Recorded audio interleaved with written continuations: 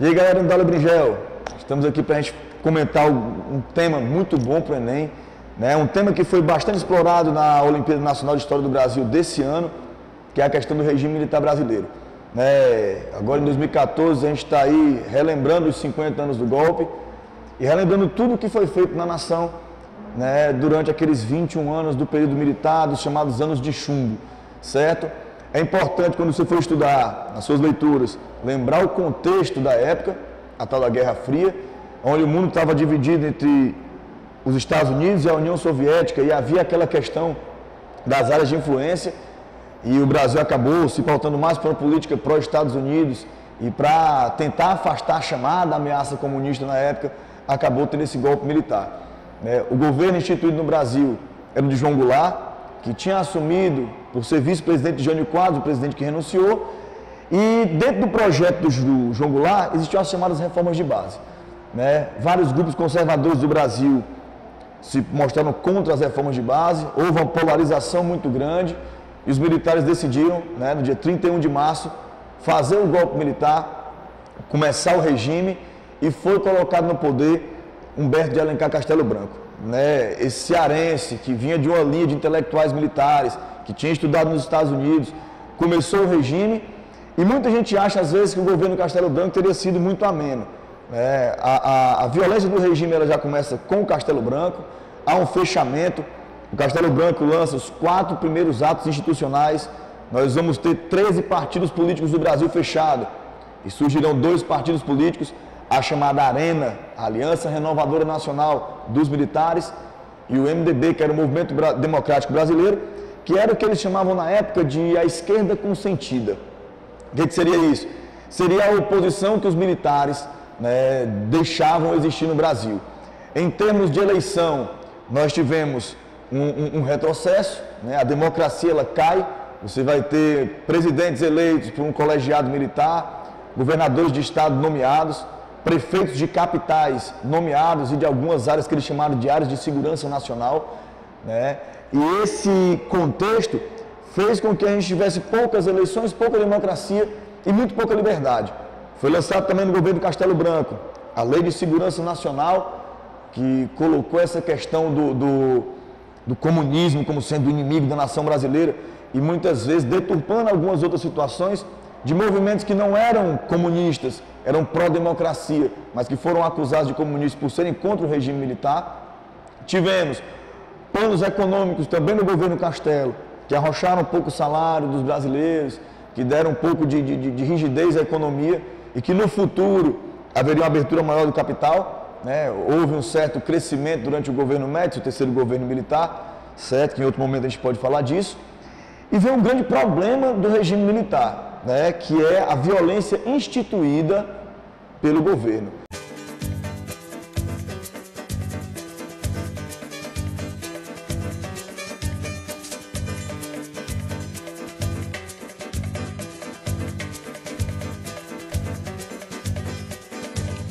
Vai passar nessa avenida um samba popular, cada paralelepípedo da velha cidade essa noite vai se arrepiar. Ao lembrar que aqui passaram sambas imortais, que aqui sangraram pelos nossos pés, que aqui sambaram nossos ancestrais. Num tempo, página infeliz da nossa história, passagem desbotada na memória das nossas novas gerações. Dormia a nossa pátria mãe tão distraída, sem perceber que era subtraída em tenebrosas transações.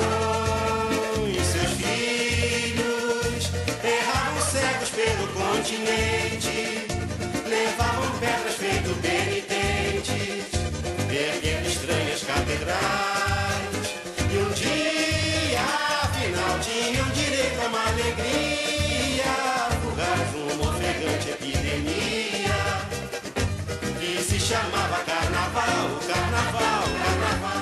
Nós vamos ter a criação de uma operação chamada de Operação Bandeirantes, de combate às oposições, Nós vamos ter uma lei de imprensa que censurou muito o brasileiro, e o movimento estudantil se viu velado por isso, a imprensa se viu refém disso, e o Brasil começou a ter um grande problema, né? Nas instituições, né, de repressão, nós vamos ter o fantasma da tortura aparecendo.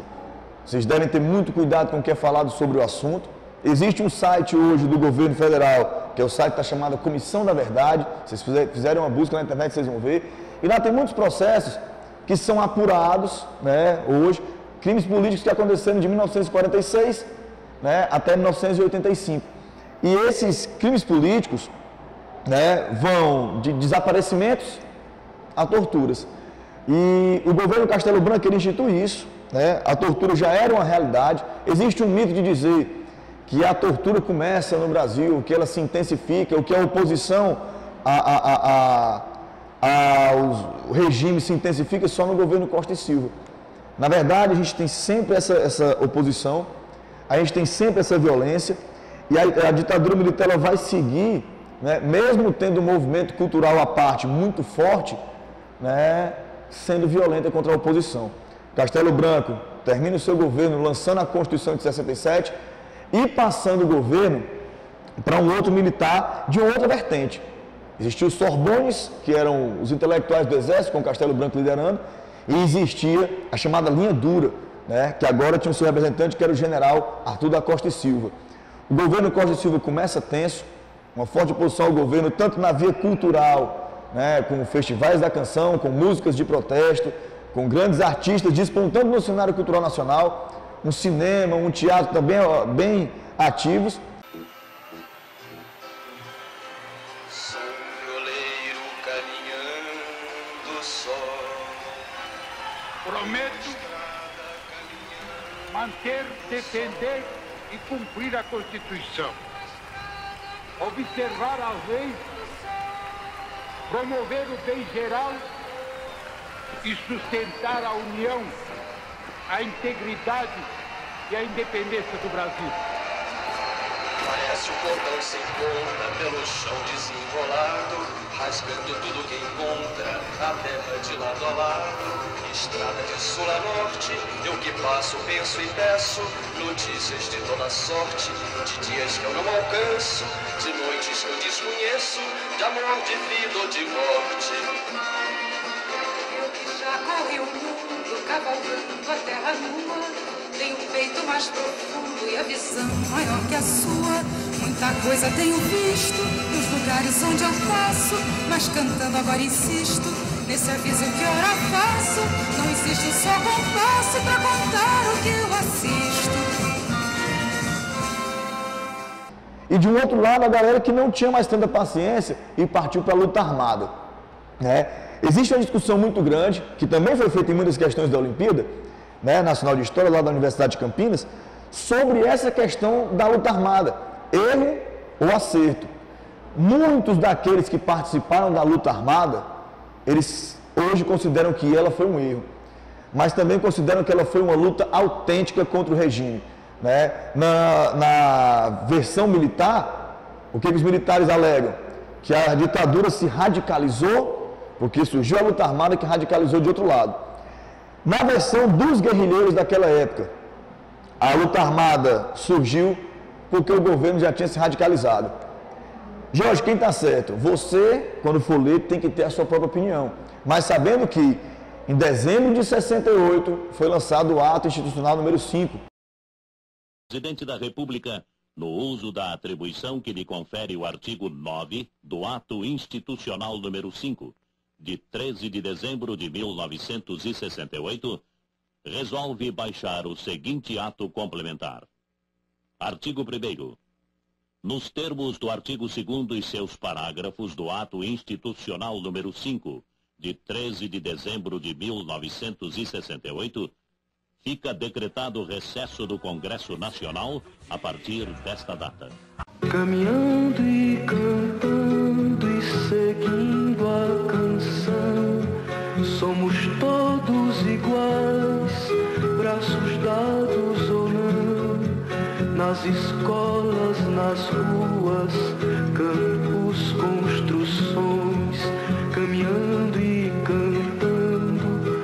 seguindo a canção.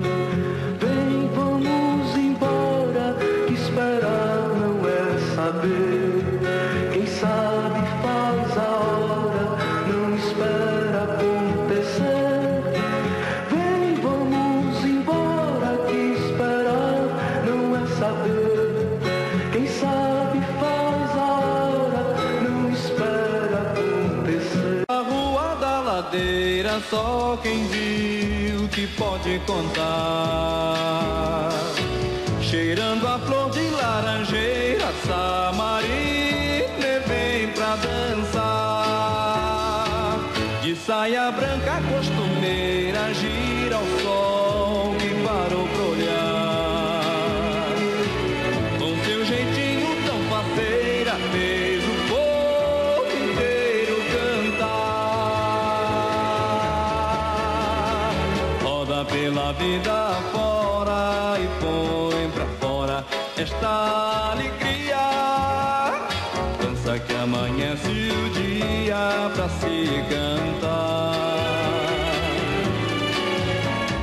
Gira que essa gente aflita se agita e segue no seu passo. Mostra toda essa poesia do olhar. Deixando versos na partida e só cantigas pra se cantar. Naquela tarde de domingo fez o povo inteiro chorar. E fez o povo inteiro chorar. E fez o povo inteiro chorar. Vocês não sabem.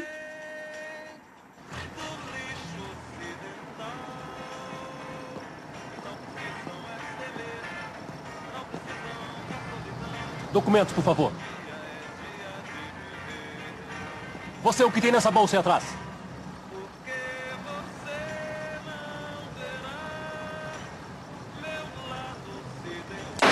Corre! Corre!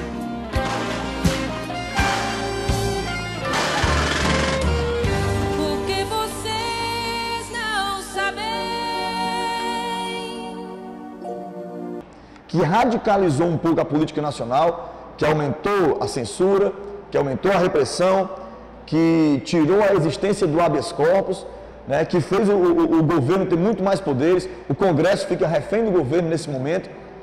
E a primeira grande ação revolucionária da luta armada, que já existia, mas a primeira grande ação da luta armada vai ser um sequestro, né, o rapto do embaixador americano Charles Buck Elbrick, que aconteceu em setembro de 69, portanto depois do AI-5, e que foi talvez a primeira grande ação revolucionária contra a ditadura.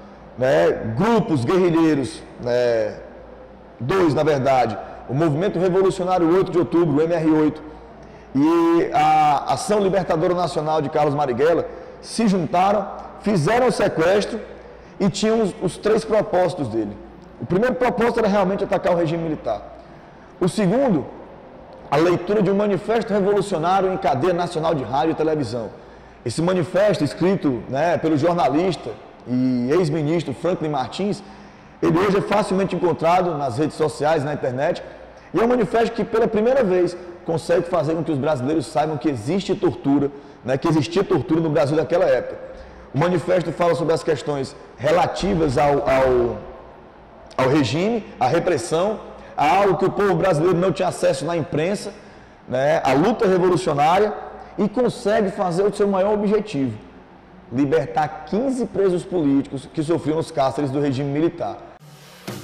Tempos de ditadura, tempos difíceis. Congresso fechado, censura a imprensa, prisões arbitrárias. A tortura era um método de interrogatório. Eu levei 3 dias e meio de tortura, do meio-dia de uma sexta-feira até o início da manhã de uma segunda-feira, continuamente torturado, sem dormir. Ou seja, uma noite de terror que tinha se abatido sobre o país. Cenário que levou militantes de esquerda a uma decisão ousada, apelar para o sequestro.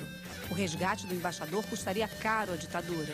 a libertação de 15 presos políticos e divulgação nos meios de comunicação do manifesto denunciando crimes praticados pelos militares. Esta exigência foi cumprida no dia seguinte, mas Charles Elbrick ainda ficaria mais 3 dias no cativeiro. O relacionamento com ele foi muito bom, foi muito simpático e deu referências muito boas. E, inclusive, se recusou a identificar qualquer de nós, porque quando o Exército queria que ele identificasse, ele disse que nós só falávamos com ele encapuçados, que não era verdade. Os presos foram libertados. Ricardo Vilas foi um deles. Estava preso há 6 meses no temido doicode, mas conta que a saída do Brasil foi cercada de incertezas. E o nosso receio era que julgasse a gente lá de cima no avião, né? Até que a gente chegou no México. O comandante do avião não queria liberar a gente, queria nos entregar para o embaixador brasileiro. Aí eu me lembro que chegou um ministro mexicano que falou assim: "Só liberte imediatamente os prisioneiros, porque aqui é México, país soberano, democrático." Depois que os 15 militantes chegaram ao México, os sequestradores precisavam libertar o embaixador, mas o cativeiro estava sendo vigiado.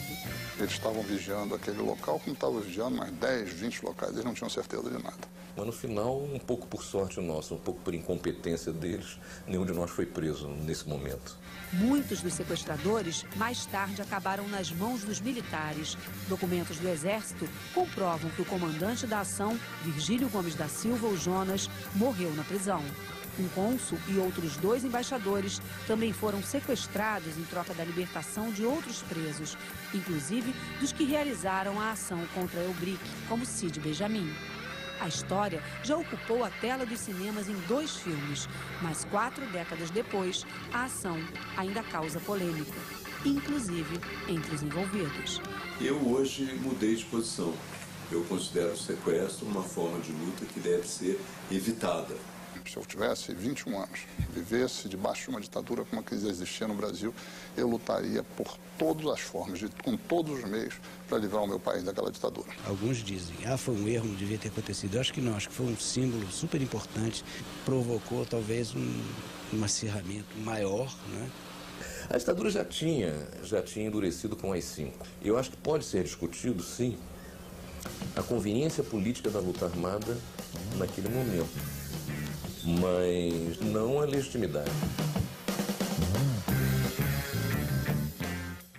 Então, o maior cuidado que você tem que ter quando for ler sobre o assunto é evitar tomar partes equivocadas, ler e tirar suas próprias conclusões, sabendo que a gente vivia ali uma guerra ideológica e sabendo que a luta armada, como muitos guerrilheiros falam da época, foi um erro, mas foi uma luta autêntica.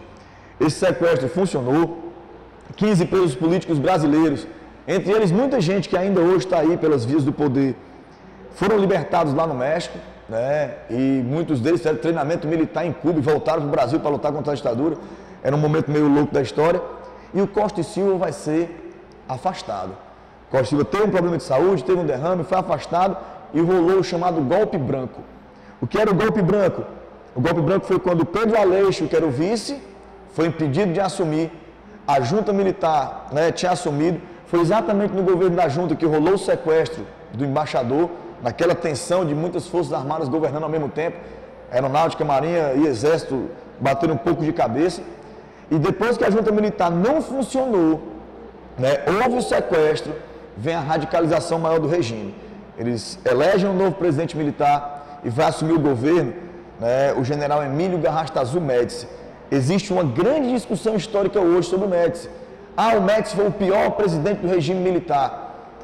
Na verdade, o período do Médici foi o período mais repressor e, de outro lado, foi o período de maior crescimento econômico, de uma grande euforia nacional, de um grande nacionalismo, né, do tricampeonato mundial de futebol do Brasil na Copa de 70, que deve ser estudado por vocês, lembrando que esse ano foi um ano de Copa do Mundo no Brasil. Não foi muito bom para a gente, mas foi um ano de Copa, né? E o governo Médici tem que ser discutido por todas as vertentes, certo? Então, vamos deixar essa discussão do governo Médici para outro momento. Valeu, galera. Brigadão. Espero que tenha sido legal a aula. Valeu.